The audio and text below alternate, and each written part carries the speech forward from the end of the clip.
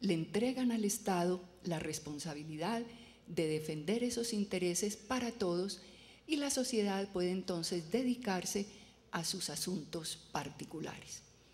Por eso cuando hablamos del ámbito de la sociedad, estamos hablando siempre del ámbito de los intereses particulares. Y la sociedad entonces se dedica a sus asuntos. ¿Y cuáles son los asuntos de la sociedad? Los primeros son los asuntos políticos. A la sociedad le interesa saber quién va a manejar el Estado. A la sociedad le interesa saber qué ideología va a estar alimentando las acciones del Estado. A la sociedad le interesa cambiar el Estado, cambiar de quienes están administrando el Estado. Entonces hay un primer interés fundamental sin el cual, lo veremos enseguida, la sociedad no podría sobrevivir, que es el manejo del Estado. Por eso realmente, y Aristóteles fue muy tajante en señalar que realmente la sociedad no puede vivir por fuera del ámbito de lo político, porque es en el ámbito de lo político donde el Estado, las instituciones, la legislación, como aparecen ahí, son las que van a garantizar las posibilidades de continuidad de la sociedad. Entonces, este grupo de la sociedad que se interesa fundamentalmente por los aspectos de la vida política conforma lo que nosotros llamamos la sociedad política. Y ahí están los partidos, están los movimientos, están los grupos de presión política, etcétera, todas aquellas personas que se interesan por la política. Pero eso no es todo en la vida social.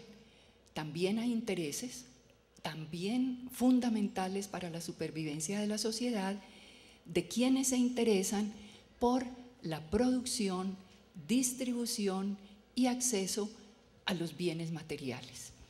Y fundamentalmente esos bienes los entendemos no solamente como los objetos, sino fundamentalmente como el dinero, como la actividad financiera, etcétera. A todas esas personas de la sociedad que se dedican a esa actividad los llamamos la sociedad económica. Ahí están los empresarios, están los comerciantes, están los banqueros, están los transportadores, todos los que de alguna manera se preocupan o por producir, o por poner en circulación, o por asegurar el acceso a los bienes materiales que toda sociedad requiere.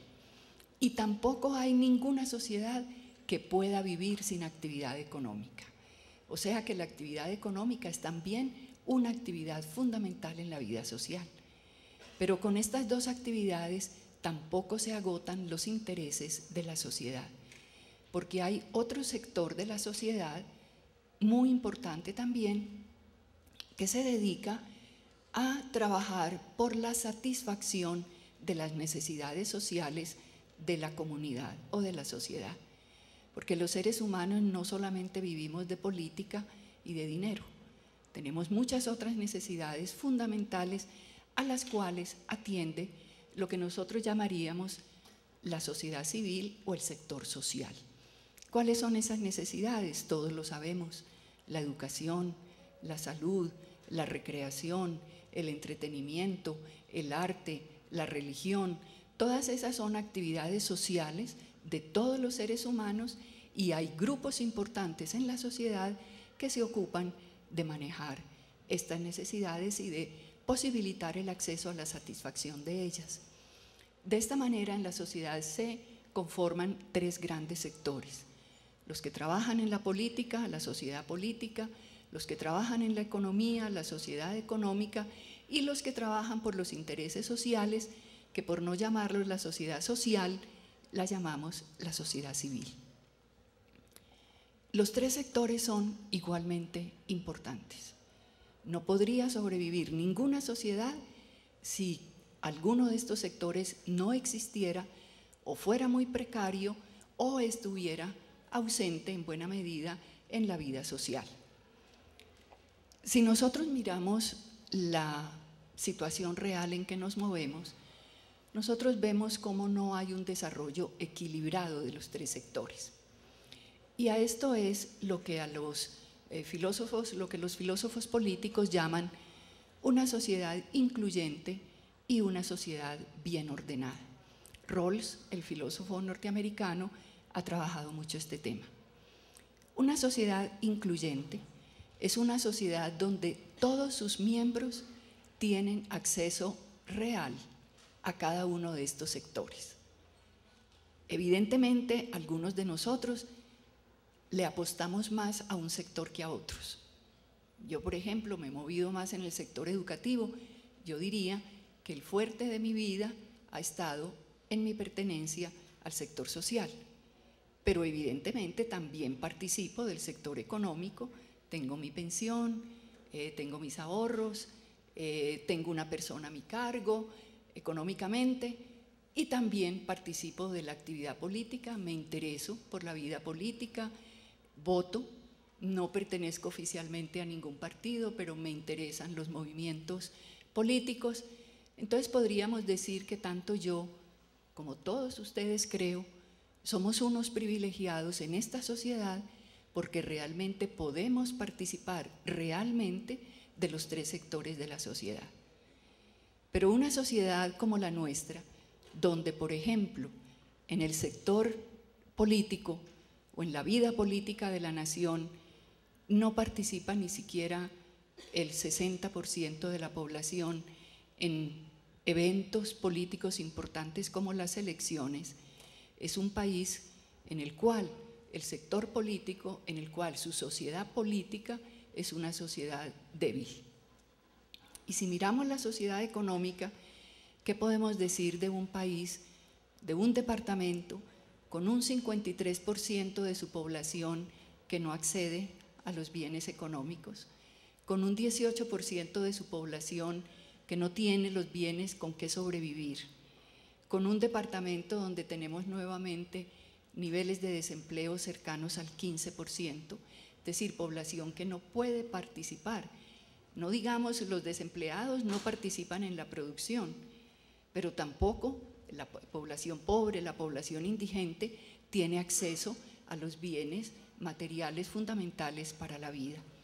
Es una sociedad, la nuestra, entonces, donde la sociedad económica, a pesar de los aparentes éxitos económicos de un sector muy reducido de la población, su sociedad económica es una sociedad muy débil. Y lo mismo podemos decir del tercer sector. Nosotros tenemos todavía unas coberturas insuficientes en educación básica.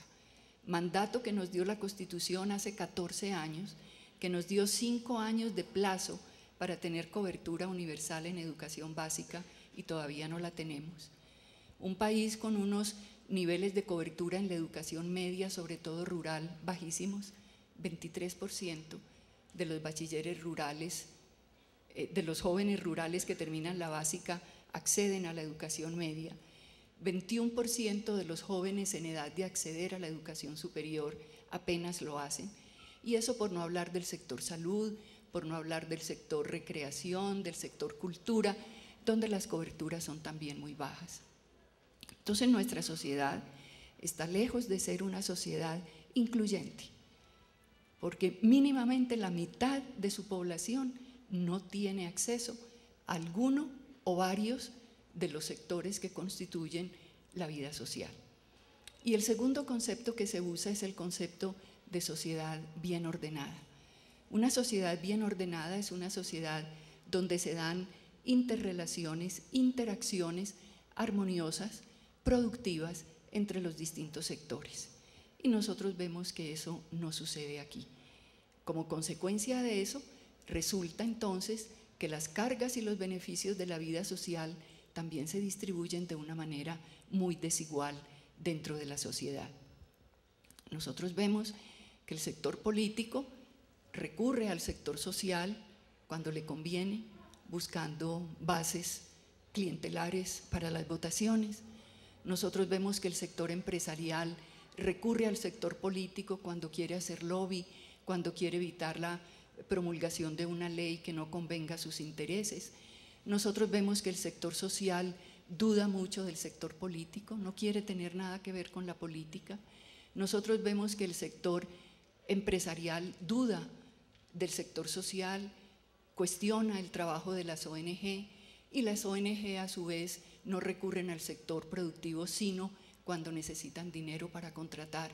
Entonces es una sociedad donde hay una total desarticulación, desintegración, pero además contradicción entre los sectores que en una sociedad bien ordenada debieran marchar de conjunto y de una manera armoniosa.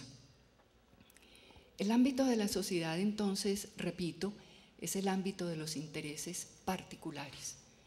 Y los actores que de alguna manera intervenimos y participamos, cooperamos activamente en este sector, nos llamamos actores sociales.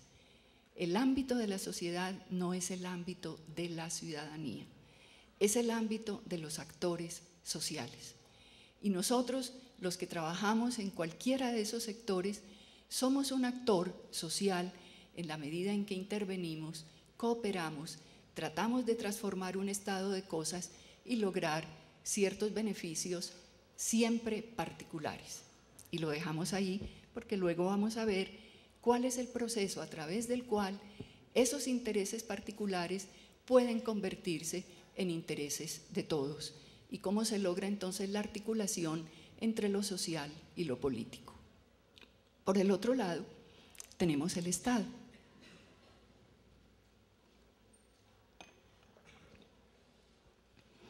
Repito, hay muchas teorías que señalan muchos elementos del Estado, 5 y 6, yo señalo solamente 3. El primero es el territorio y sus habitantes. Y es importante no separar el territorio de los habitantes, porque el territorio es un constructo social, el territorio lo construyen sus habitantes. Cuando nosotros hablamos del espacio geográfico que el Estado ocupa, ya no hablamos simplemente de la extensión de ese país. Cuando nosotros hablamos del espacio geográfico de un Estado, estamos hablando de su territorio, es decir, de cómo sus habitantes han transformado ese espacio geográfico y lo han convertido en un escenario de interacción del Estado eventualmente con la sociedad. Hablamos entonces del territorio, las riquezas del territorio, todas las riquezas propias del subsuelo, por ejemplo, pertenecen al Estado por eso, porque el territorio es un elemento fundamental del Estado. No puede haber un Estado sin territorio. Ese es el destino fatal que tienen los palestinos que quieren tener un Estado o que se han visto obligados a tener un Estado sin territorio. El territorio es entonces el primer componente de un Estado. El segundo es su ordenamiento jurídico, que incluye la constitución política y los derivados de leyes y demás que provienen de esa constitución. Tampoco puede haber un Estado sin constitución. La constitución es como la carta de navegación de ese Estado. En la constitución está comprendido, primero que todo, lo que son los fines de ese Estado. Luego, cómo esos fines se desarrollan, se amplían, se presentan a través de las instituciones, que es el tercer elemento fundamental del Estado. Las instituciones son esas organizaciones a través de las cuales el Estado cumple con sus funciones propias. La institucionalidad, entonces, es una condición necesaria del Estado. Si miramos estos 3 elementos conformadores del Estado, el territorio y sus habitantes, su ordenamiento jurídico a partir de la Constitución y sus instituciones, nosotros vemos claramente cuáles son los elementos importantes del Estado. En este listado no aparecen los gobernantes. Y para nosotros el centro de la vida política es el gobernante, o el legislador, o los miembros del tercer poder, de la rama jurídica. Miremos nuestras conversaciones, entre comillas, políticas. Hablamos es de los gobernantes, de lo que hacen bueno, de lo que hacen malo, de los que vienen, de los que salen. Miremos las páginas políticas de los periódicos. Las noticias son todas, los gobernantes, los legisladores, etc. Y los gobernantes son estrictamente un elemento dentro de la institucionalidad de un Estado. Como vamos a ver enseguida, lo fundamental